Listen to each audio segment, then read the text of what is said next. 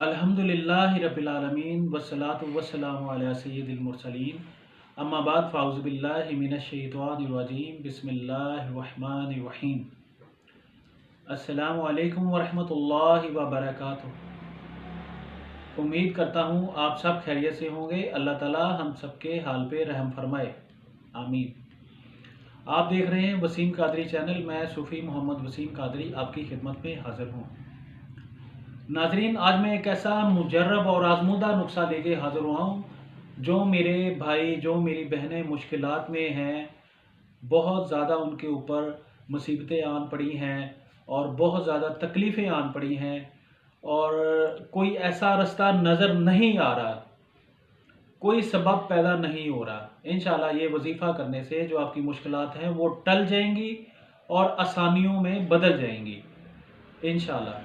तो अगर आप हमारे चैनल पे नए हैं तो इसको सब्सक्राइब करें ताकि आइंदा जो हमारी वीडियो है वो आपको बर वक्त मिल सके और ज़्यादा से ज़्यादा शेयर करें। तो नाजरीन, अब मैं आपको वजीफ़ा बताने जा रहा हूँ। वजीफ़ा कुछ इस तरह से है कि फजर की नमाज के बाद आपने या लतीफ़ 313 दफ़ा पढ़ना है।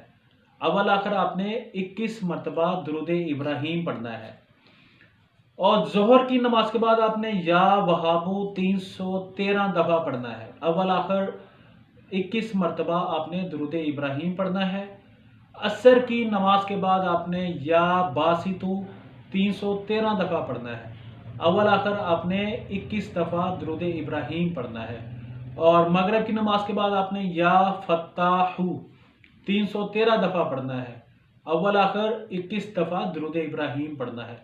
और इशा की नमाज के बाद आपने ला इलाहा इल्ला अंता सुब्हानका इन्नी कुन्तु मिनज़ ज़ालिमीन ये आपने 313 दफ़ा पढ़ना है। और अव्वल आखिर आपने दुरूद इब्राहीम पढ़ना है 21 दफ़ा। इंशाल्लाह ये 11 से 21 रोज़ के अमल से इंशाल्लाह जो आपके ऊपर मुसीबतों का, तकलीफ़ों का, परेशानियों का पहाड़ गिर चुका है, इंशाल्लाह वो ख़त्म हो जाएगा और अल्लाह ताला की तरफ से आसानियाँ पैदा हो जाएंगी और गैब से आपको मदद मिलेगी।